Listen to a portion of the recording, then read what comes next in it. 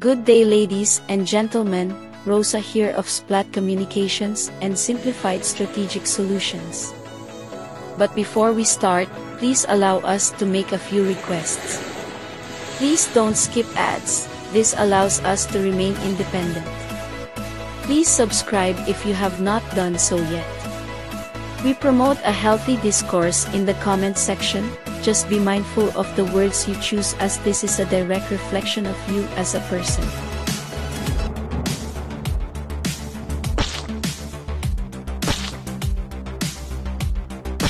Thanks, partner Rosa. Our video for today is about the visit of President BBM at the New York Stock Exchange together with his cabinet and entourage. Atin pong panoorin ang mga naging kaganapan noon.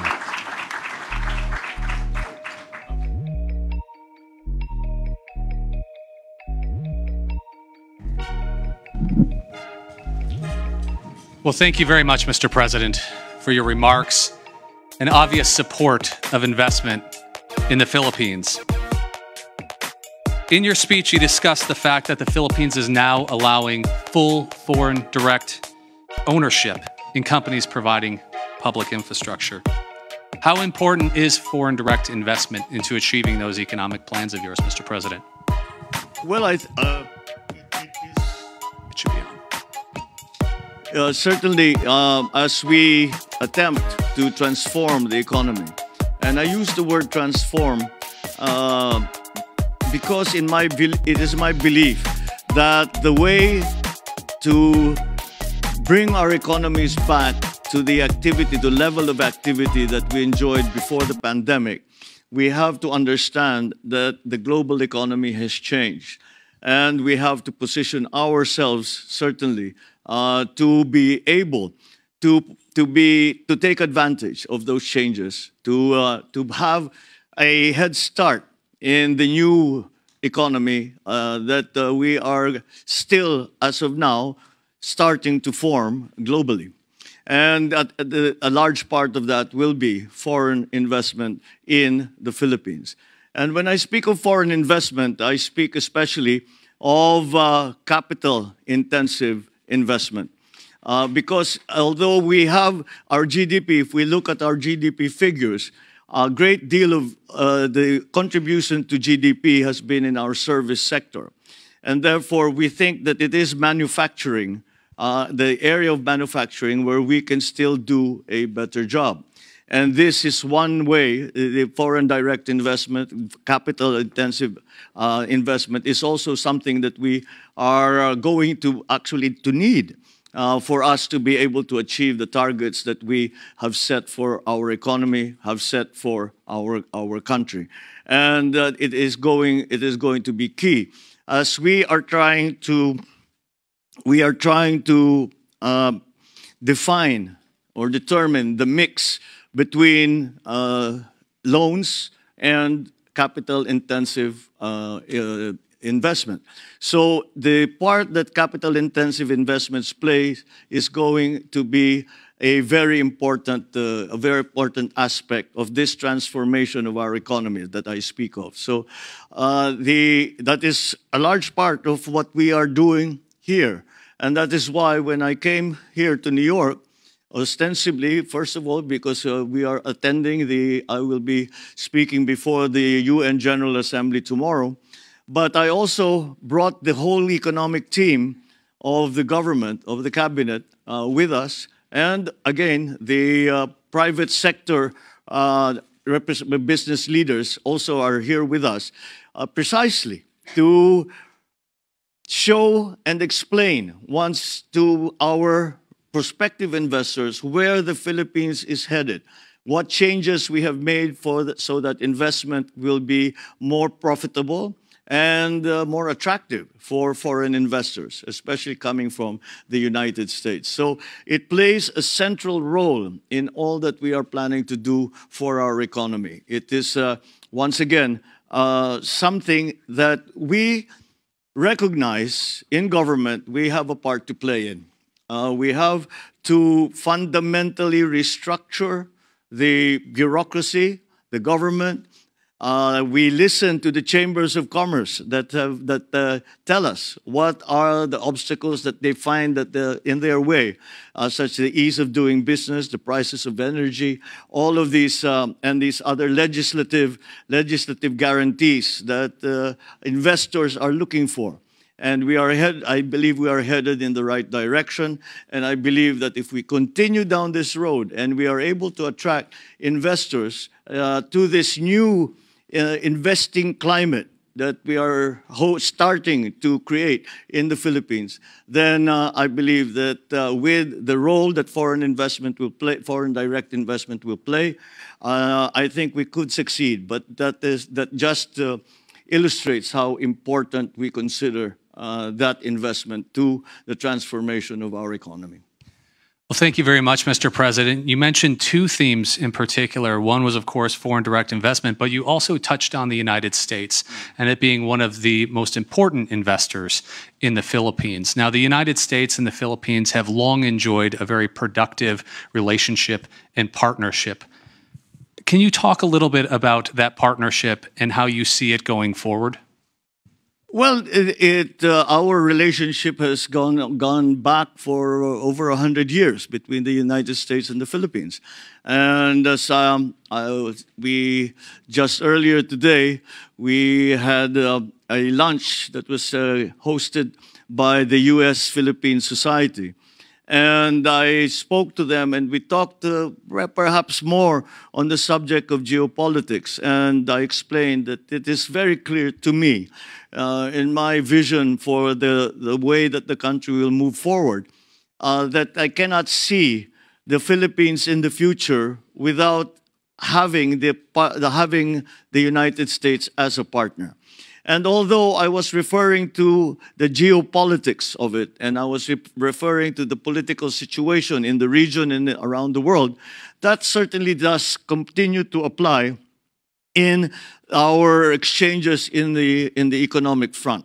And many of the drivers of our early economy were actually American corporations. Many of the strongest corporate benefactors, really, to government and to the rest of society in the Philippines were coming from the United States.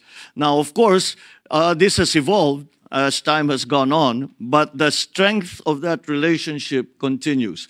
And we envision a further strengthening of those relationships. I believe that the political, economic, diplomatic relations that we make, the partnerships that we forge and that we strengthen now, are going to be extremely necessary for the simple reason that they provide the stability in this highly unstable economic, political, geopolitical, diplomatic environment. This is something that is central to our thinking when it comes to the economic planning for the Philippines. So again, we have adjusted many of our ways of doing business at the behest of our friends in the United States and of the American businesses that are already in the Philippines. And so I think that will give us great opportunities in the future, and for both our countries, for private corporations, for government-to-government agreements and arrangements.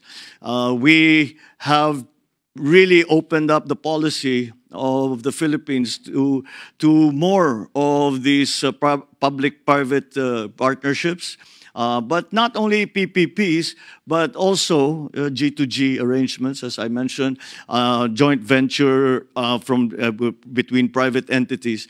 And it is something that we feel can actually be achieved. So the United States has always been central to that. I cannot overstate, really, the role that the United States has played in the Philippines in every aspect of our lives.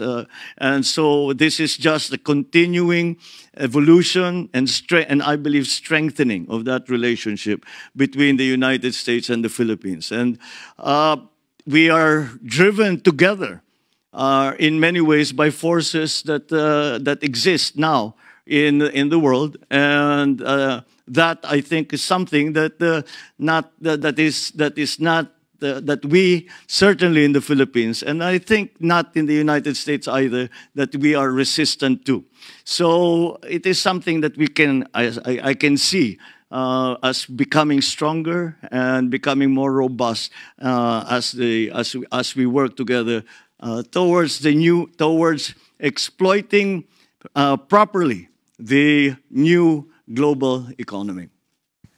Thank you very much, Mr. President. You touched on American businesses investing in the Philippines and the opportunities to do that through public-private partnerships, the infrastructure projects you identified on the onset as well.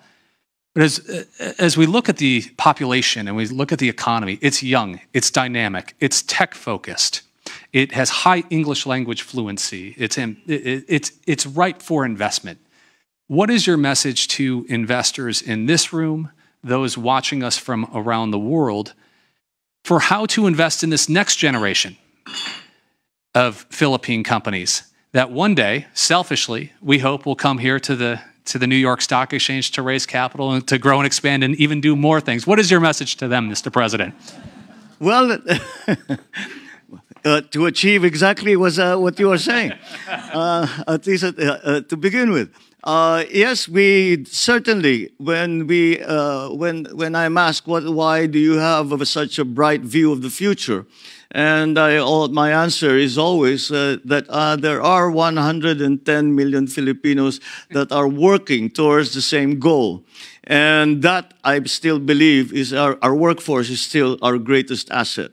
And it is something that we have seen succeed first of all, with our overseas Filipino workers, but also in the development of the more sophisticated businesses that have come to the country. And highly technical, highly requiring technical proficiency, requiring good training in schools. We will still continue to try and improve the education system in terms of the technical side, the technical side of our workforce's training. And as we know, because that is becoming more and more important in the world. But the young people in the Philippines also, I suppose there is a form of institutional memory. And we still look to the United States as our partners. When we are in crisis, we look to the United States. We look to the relationship that has been forged over the many years. And I have to say that the reason that we have done that is that for the most part, we can say that the United States has not failed us.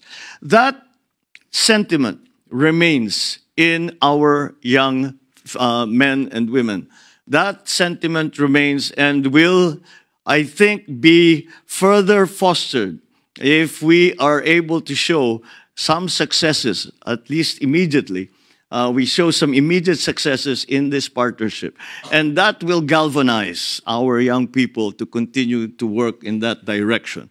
That, I think, is something that will come naturally if we are able to do all of the things that we are hoping to do to transform the economy, to adjust now. We are, I believe, the youngest country in Asia. And with the graying of other countries around the region, this gives us an advantage in terms of, I suppose, the population dividend. It has been referred to before. It gives us an advantage in terms of the population dividend, and they are ready to take up the cudgels. They are ready to work for the country. They are ready to do what needs to be done to bring the country forward. And I feel confident in saying that because in the last election, it was the young people who drove forward the idea that we must continue to invest in our young people. We must continue to train them properly. We must continue to make them competitive anywhere in the world, but most hopefully in the Philippines with our partners and with our allies. Well, thank you very much, Mr. President. It is clear you have a plan, you have an opportunity, and I know I speak for many business leaders and investors in this room that they leave today not only with a renewed sense of optimism, but a further enhanced and strengthened sense of optimism about the opportunities in the Philippines. And on behalf of the New York Stock Exchange, we are thrilled to play our small little part today in providing a platform for you and your country to deliver that message. And there's no better platform than the Bell, which is the most highly viewed news event in the world on a given day.